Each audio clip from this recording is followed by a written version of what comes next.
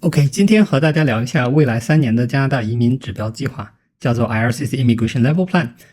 这个呢其实是10月份就已经发布的数据了。这个3年移民规划呢，其实它不是每3年发布一次，这个是 IRCC 呢每年10月底呢都会公布未来3年的移民指标。这个呢其实是一个滚动更新的。比如说2023年11月呢 ，IRCC 就更新了当时未来3年的移民指标，那涵盖了2024年、2025年、2026年的移民名额的配额。今年呢，它又发布了更新的未来3年的移民指标，这就包含了2025年、26年和27年这未来3年的移民指标。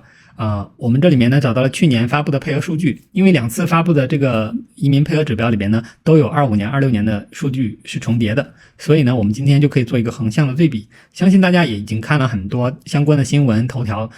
就是移民的配额要缩减了呀，移民要收紧了呀，等等等等。但是具体什么样的情况，比如哪些项目被缩减了，哪些项目受影响了，以及这些缩减后的移民项目配额对移民有什么样的规划，我们就想在这里进行一个详细的对比，也能帮助大家在后续移民申请中呢提前做好准备。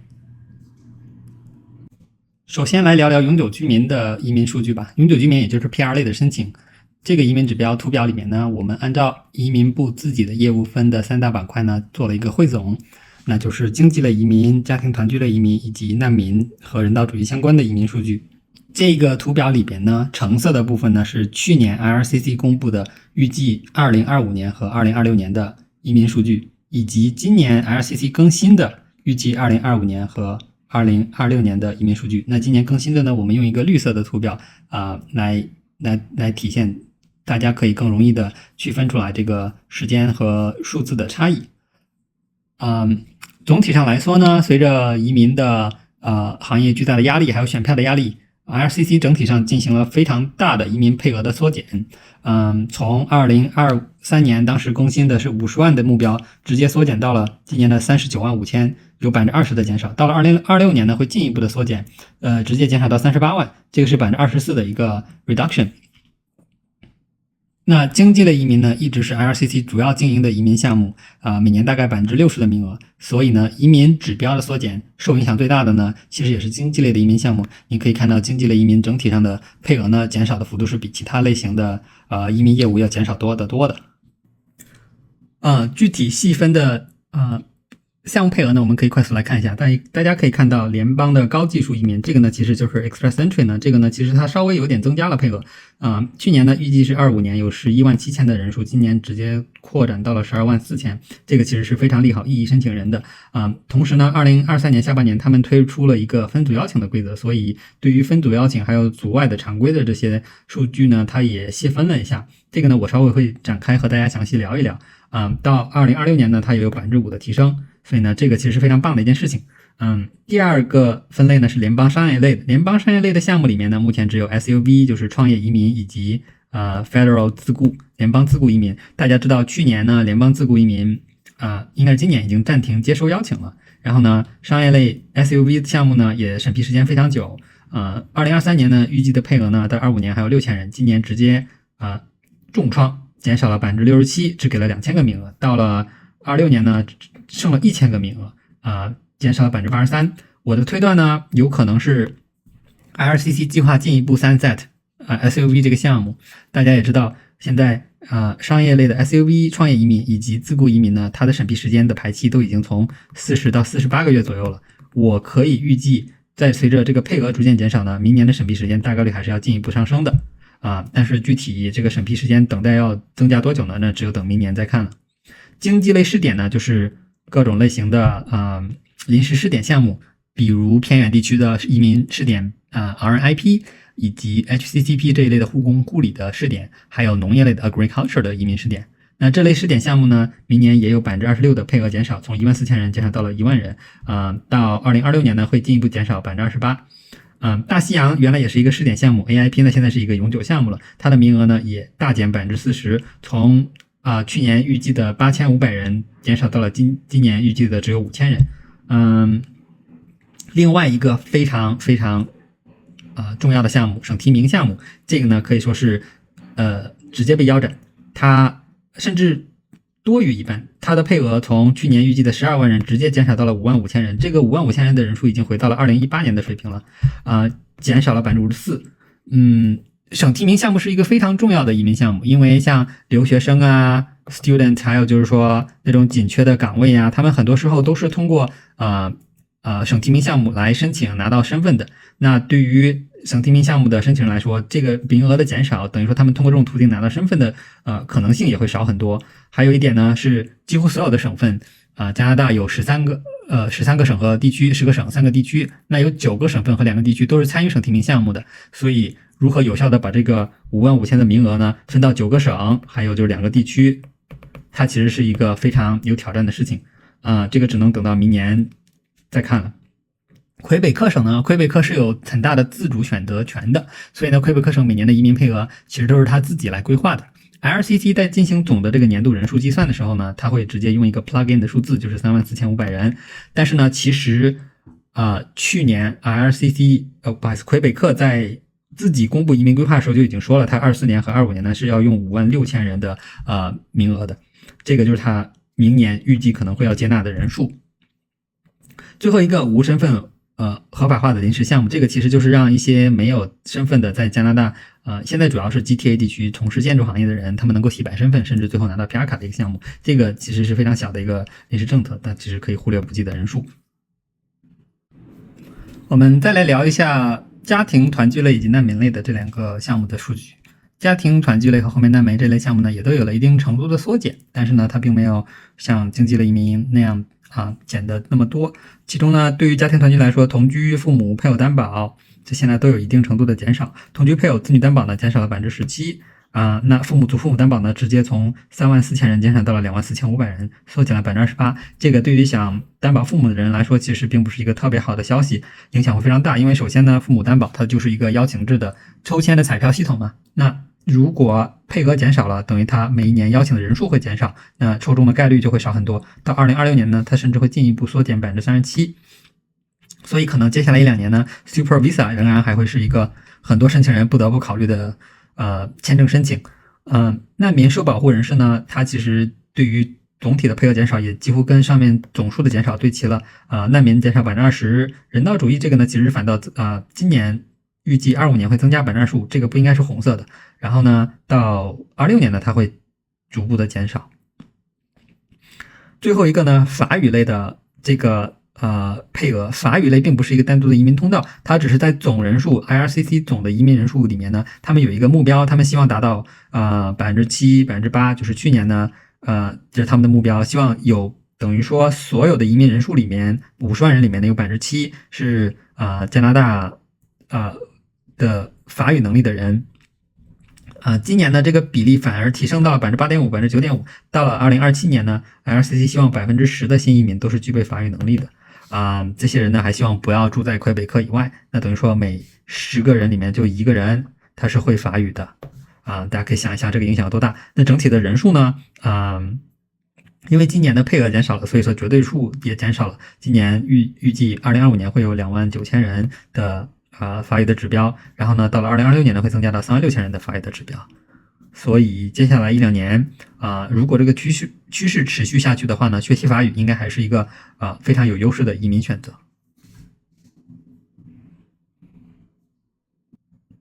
OK， 接下来和大家再来讨论一下临时居民的指标。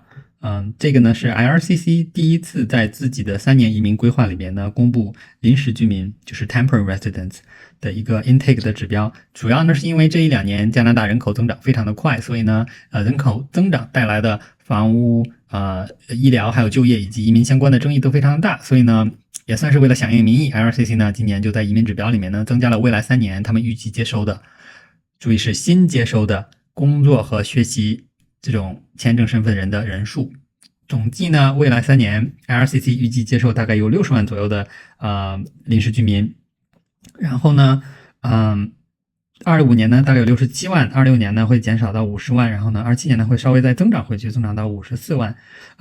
这个统计的数据里面呢主要包含了工作类型的 work permit 身份，还有留学类型的 study permit 的身份。所以呢工作类型里边的2个工签项目IMP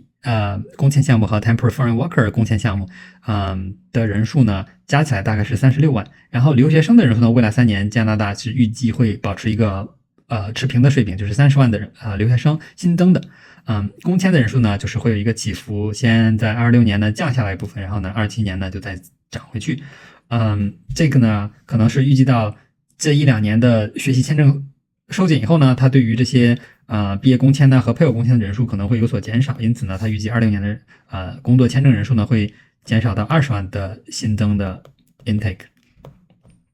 但是这个数据里面呢，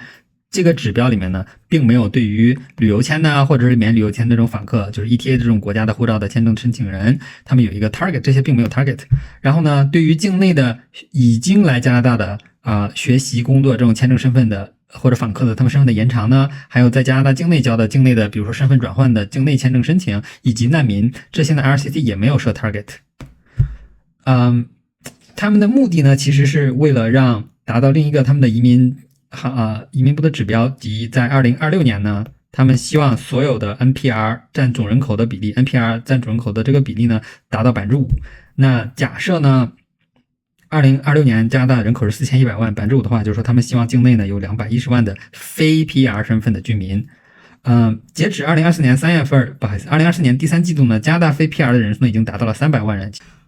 这300万人中呢，有140万是工作许可身份的持有人，66万呢是学习许可身份持有的人，然后呢有37.5万人是工签和学习许可都有的身份的人。其实呢 IRCC 有一个隐藏的指标呢，就是也不是隐藏的，他们是希望在2026年的时候呢，能够把加拿大境内的 NPR 人口的比例降低到 5%， 也就是要到210万人。假设2026年加拿大有4100万人的话呢，那降到210万，距离现在呢它是有将近90万的一个 gap。当然呢，这还不包含每年60多万、50多万的新增的人口。所以呢，加拿大现在呢，它其实是对于临时签证，我觉得是很难能够有效控制下来的所以他们现在主要做的2个方式呢，一个是减少分子，同时呢增加分母。那分子呢就是临时居民身份的人，分母呢就是总人口，那就是帮助一部分境内的人呢从 TR 转成 PR， 对吧？就是把这些人呢挪下来，那他们分母就上升了，分子呢就下降了，所以呢这个人口的比例能够有效的控制住。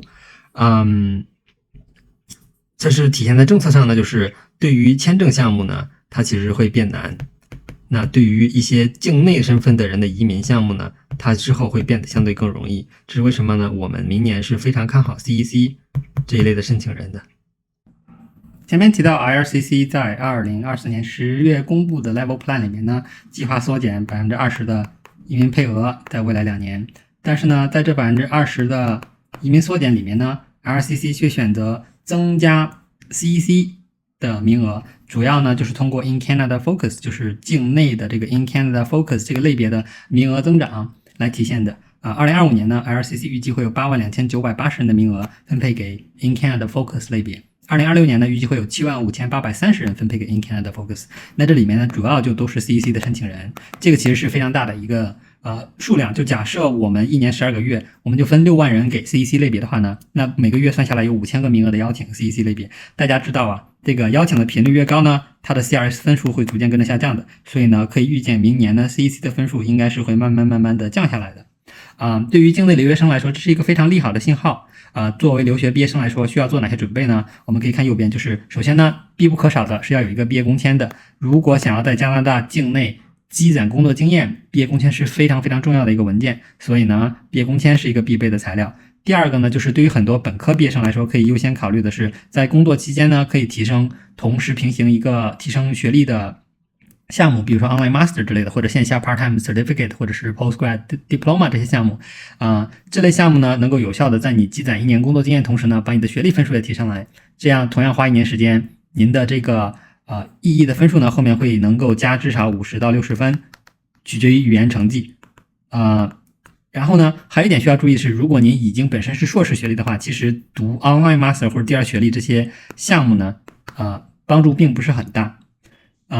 第3个加分项呢，可能大家会通过考虑学法语这个项目。学法语呢，需要注意的一点是，EE 的打分规则里面呢，必须在语言达到 CLB7 才能够符合有效的加分的这个条件。如果没有能力快速的、迅速、高效的考到 CLB7 的话呢，大家应该慎重考虑学法语这个方法。CLB7 大概就是 B2 的水平，我们之前做过一期视频专门讲解过 B2 水平学习的时间大家可以回头看一下。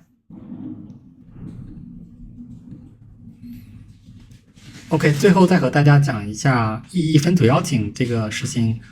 对于接下来1-2年加拿大移民数据规划里边的变动吧。分组邀请呢是2023年夏天 LCC 提出的，当时呢是列了6个分组，包含法语类的，还有健康医疗 STEM 方向的，就是工程信息科学的，还有就是技工类的，以及运输行业和农业类的。这里边呢有5个方向，其中呢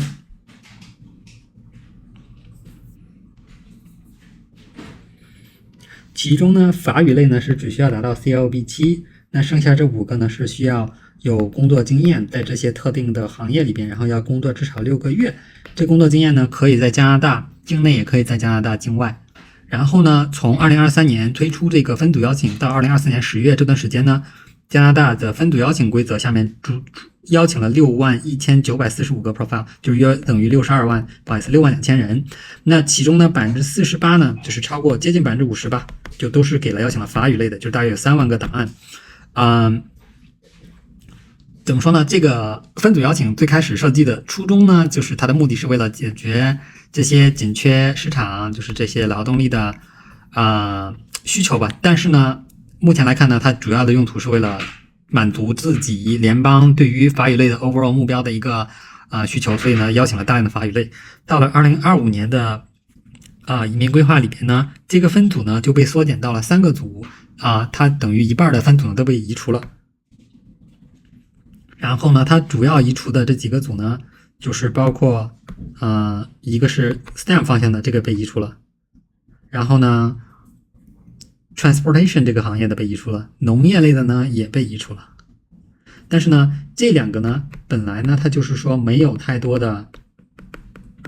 岗位的，但是 STEM 这个呢，对于很多中国的申请人来说，就是尤其是留学生，它的影响比较大，因为很多从事信息科学、计算机、IT 或者是 data 呀，或者是工程类的学生比较多，所以呢，这个被移除以后呢，其实影响还是蛮大的。不过呢，法语类呢被保留了，所以呢，我预计呢，明年可能还是有2到3万人的分组邀请呢是在法语类的，然后剩下一部分呢会留给这个 healthcare 和 trade 这个技工行业的岗位。因此上呢，这个分组邀请虽然明年只有4万多的名额，但是总体上来看呢，对于法语类来说，仍然是一个非常利好的项目方向。